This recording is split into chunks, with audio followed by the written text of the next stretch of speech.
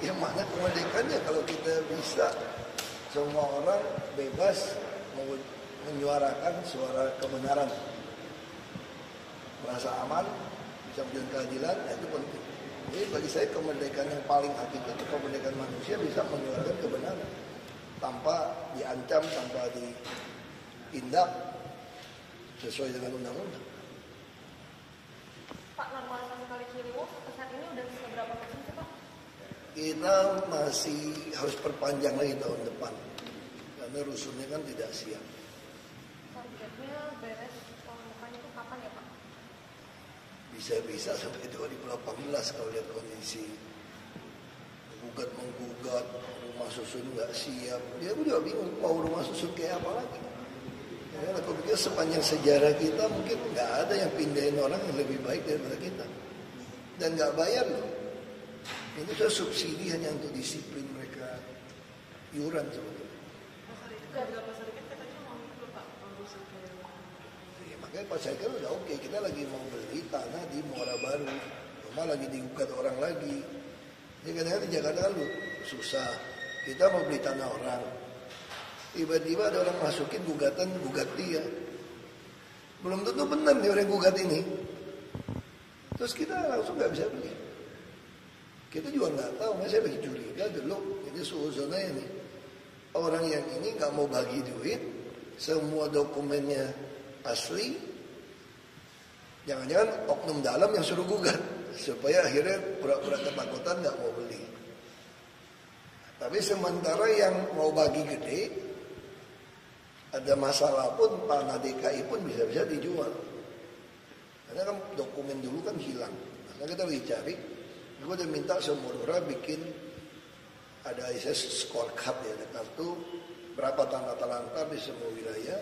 Kita udah bicara sama BPN. Pokoknya kalau lurah ketemu tanah kosong, dicari tahu punya siapa, mau jual atau enggak. Kalau dia bilang nggak bisa jual karena sengketa, kita ambil pakai dulu sesuai dengan undang-undang. Semua tanah harus dimanfaatkan sebesar-besar untuk kemakmuran rakyat, kira-kira gitu kan. Kita akan ambil, kita pakai sampai nanti dia udah inkrah punya siapa, udah jelas, kita balikin atau kita beli. Tapi kita juga nggak mau lepasin gitu, enak sekarang tanah-tanah terlantar itu. Kita langsung kenakan tagihan PBB. Jadi kalau kamu berantem 5 orang, 10 orang satu tanah nih, terserah. Siapa yang mau ngaku? Kamu ngaku semua kan di pengadilan kan. Ini kopi PBB-nya kamu pegang nih. Berarti langsung kalau tahun ini saya buka, langsung hutang 10 tahun terakhir. Ya 10 tahun dong, kan dia PBB batasnya 10 tahun. Tapi jangan kira begitu masuk tahun 11 ini geser, enggak. Masuk tahun 11, ya jumlah 10 tahun terakhir saya tambah bunga. Masuk lagi jumlah 11 tahun terakhir tambah bunga. Kalau kamu berantem 20 tahun, 30 tahun, ya tanah sita buat negara saja. Banyak, bisa bikin taman, tanamin pohon buah-buahan, bisa buat parkir, sistem knockdown. Saya lagi suruh PT parkir, bikin sistem parkir knockdown. Itu aja gampang kan? Bongkar lagi ke knockdown, pasang lagi tempat lain. Aspalnya kita ratain, misalnya untuk parkiran kan tinggal pakai hasil kerukan. Saya kan udah minta sama PU, ngapain lu aspal tinggi terus? Ini lama-lama Semanggi nggak lewat, saya bilang jembatan semua. Kenapa nggak beli mesin sebelum orang aspal keruk kayak 30 cm? Apa tuh rezeki kagak bayar? Pak, Februari kan Jakarta sering dikenal banjir Februari. Nggak takut Pak, nanti kalau misalnya normalisasi yang beres, pas pilkada banjir atau gimana? Ya itu memang kalau itu nasib kan. Tapi Februari tahun ini kan enggak. Februari tahun ini enggak kan. Nah karena kalau sistem pompanya benar, nggak ada tanggul yang roboh, nggak dikerjain tanda kutip, harusnya nggak banjir Jakarta. Kamu lihat hampir semua kota dunia udah kena banjir. Hampir semua kota hujan. Di Indonesia juga hampir semua kota kena. Kalau kita kan masalah saluran, sekarang kita lagi bersihin. Ada beberapa kan, ya biasalah oknum RT RW atau oknum aku masyarakat nguruk saluran, udah diuruk terus 1080-an saluran diuruk, dibuat kios-kios buat rumah sewa, pepak. Nah itu kita lagi bongkar, kita ikutin kan airnya mampet di mana nih genangan. Kalau masih mampet pasti sini. Kamu bilang di bawah pun tergenang, Kalau kita berani gali sampai ke tempat lebih bawah, apalagi daerah selatan kan? Kalau logikanya gini, Jakarta kan gini, selatan ke utara. Kalau selatan, ada nggak yang bentuknya mangkok? Ada. Tapi kalau dia ada bentuk mangkok, kalau kita bikin saluran ke arah laut, pasti lebih rendah nggak tanahnya? Pasti lebih rendah. Tinggal kita bicara berapa panjang, motong jalan aspal apa enggak. Kalau masih motong jalan aspal, potong aja saya bilang. Tanamin kotak box carpet istilahnya. Kayak gorong-gorong segi 4, pasangin, tutup lagi. Jadi kewaspadaan untuk pilkada 2017 takut banjir atau gimana? Ya bisa aja banjir. Kalau misalnya damnya jebol, kan saya bilang, atau ada rob, tanggul kita baru 2,8 meter sekarang. Kalau hujan gede banget, terus robnya ternyata pas di atas 2,8, pompa kan nggak berfungsi. 40% Jakarta tenggelam. Takutnya jadi peluang sama suara. Kekuasaan kan Tuhan yang kasih, Tuhan yang ngambil. Kamu masih percaya satu kalimat kita tahu. Mau binatang, mau manusia, mau bumi, semua Tuhan yang ciptakan. Dia bisa kasih kepada siapa dia mau kasih. Itu aja lo pegang. Kalau memang itu namanya amanah gitu kan. Kalau Tuhan mau kasih kita, siapapun nggak bisa ambil. Tuhan mau kasih orang, kamu juga nggak bisa cegah. Pak, tinggal berapa kasa lagi sih Pak yang sudah kita? Saya nggak tahu, mungkin 100-200 ada. Ada yang hasut-hasut juga kan LSM kan. Kan ada LSM yang pindah dari Kampung Pulau. Kampung Pulau udah ditolak. Kami mendukung normalisasi, kami menolak LSM ini gitu kan. Kita bela dari orang Kampung Pulau. Dia loncat nyebrang Ciliwung ke Bukit Duri sekarang. Nanti lagi gugat. Nggak apa-apa. Nanti lama-lama kan orang udah pindah-pindah kan orang kan punya nurani. Nanti lama-lama dia bisa lihat benar untuk pindah. Kamu bayangin aja kamu pindah. Kenapa saya nggak mau kasih Anda rumah? Kasih Anda jual. Sekarang kamu pilih mana? Punya deposito istilahnya 1 miliar atau tiap bulan sampai kamu mati dapat UMP untuk hidup kamu gitu. Kalau orang yang pikiran pendek enggak 1 M dong. Kalau itu ya nggak cukup bagi 1 miliar.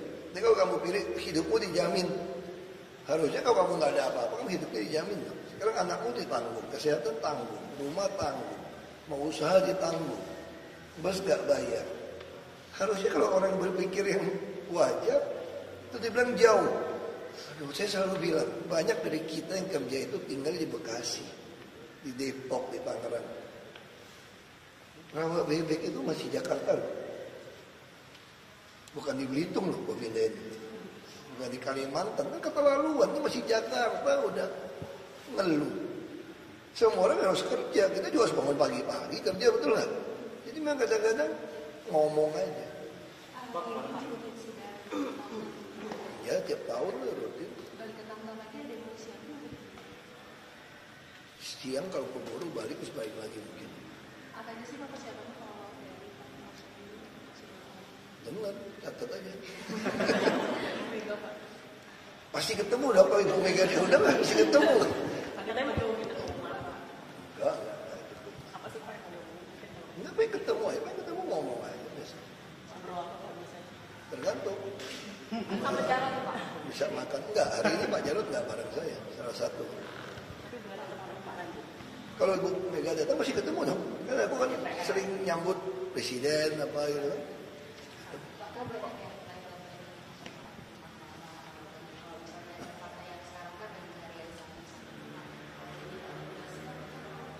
Begini itu juga tergantung ya. Kamu bilang marah-marah santun gitu loh. Emang kamu lihat aku marah-marah tiap hari?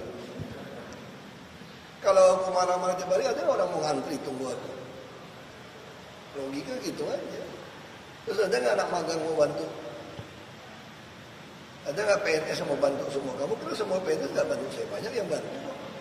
Kerja dengan baik. Nggak pernah. Bu Mega udah bilang, Pak Ali Sadikin lebih kasar dia Pak Ahok.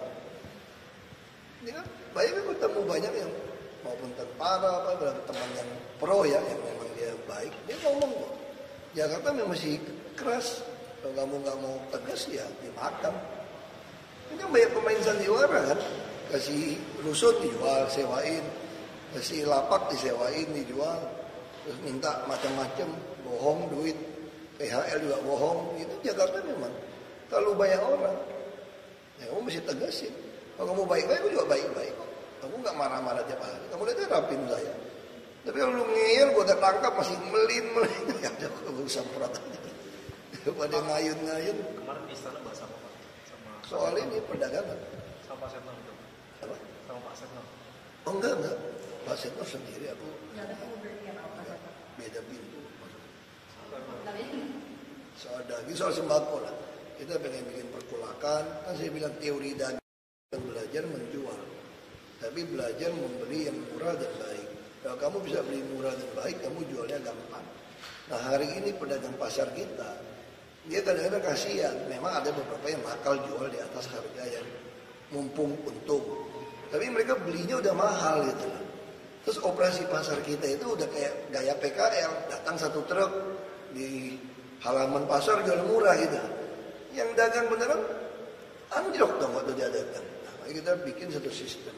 Yang menteri, saya lapor presiden, kita mau ada pasar grosir nih. Dia bulog semua kasih ke kita. Kita yang butuh. Kamu tentuin deh harga jual tertinggi berapa. Kita kirim ke pedagang pasar. Kamu boleh ambil untung berapa? 5.000, 10.000. Kalau ambil lebih dari itu, kita usir. Karena DKI punya pasar.